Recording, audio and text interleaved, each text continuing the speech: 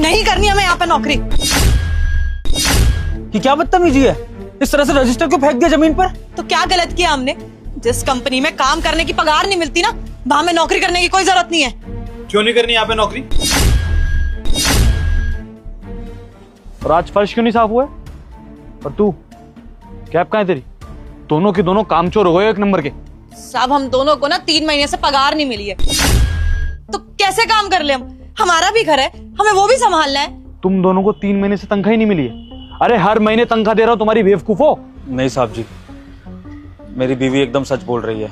हम लोगों को 3 महीने से पगार नहीं मिल रही है, तभी बेचारी परेशान हो रही है।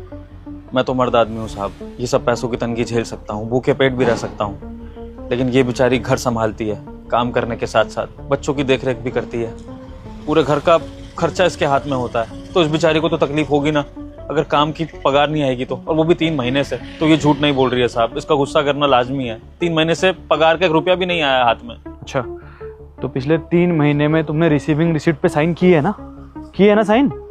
हाँ सब करते हैं वो। बस पकड़ी गई तुम दोनों की चोरी। अगर एक्स्ट्रा पैसे चाहिए तो मांग लो, ये ऑफिस के सामने ड्रामा मत करो दोनों की दोनों। अरे साहब बात तो सुनिए, वो जो तनख्वाह लेने के लिए आप फॉर्म भरवाते हो, वो फॉर्म हम भरते हैं, लेकिन फॉर्म पे साइन तो करवा लिए जाते हैं हमारे, पर तनख्वाह नहीं हाथ में दी जाती। यही तो कहने की कोशिश कर रहे हैं। ऐसा कैसे हो सकता है यार? तुम्हें हर महीने सैलरी मिलेगी तभी तो उस पर साइन करोगे ना। बिना सैलरी मिले तुमने उस पर साइन कर रखे? साहब जी मेरी बात सुनिए, वो साइन हमें फॉर्म पे इसलिए करने पड़ते हैं क्योंकि ऐश्वर्या मैडम हमें ऐसा करने के लिए मजबूर करती हैं। ऐश्वर्या मैडम को आपने जिम्मेदारी दे रखी है ना सैलरी देने की, तो ऐश्वर्या मैडम जब भी हमें पगार देने आती हैं तो पगार नहीं देती हैं, कहती हैं फॉर्म पे साइन कर दो। और हम उनसे पूछते हैं कि मैडम जी पगार तो दीजिए हाथ में, तो कहती है बाद में मिल जाएगी।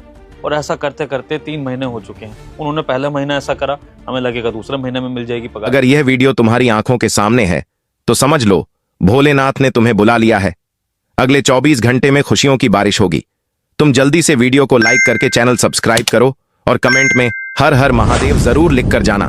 फिर दूसरे महीने ऐसा करा, हमें लगा तीसरे महीने में मिल जाएगी पगार। अब तीसरा महीना भी निकल चुका है साहब, और पगार का नाम और निशान नहीं है। इसलिए मेरी बीवी गुस्सा हो रही है और उसने ये कदम उठाया, वरना साहब उसने आज तक कभी इस ऑफिस में ऊंची आवाज में बात नहीं करी है।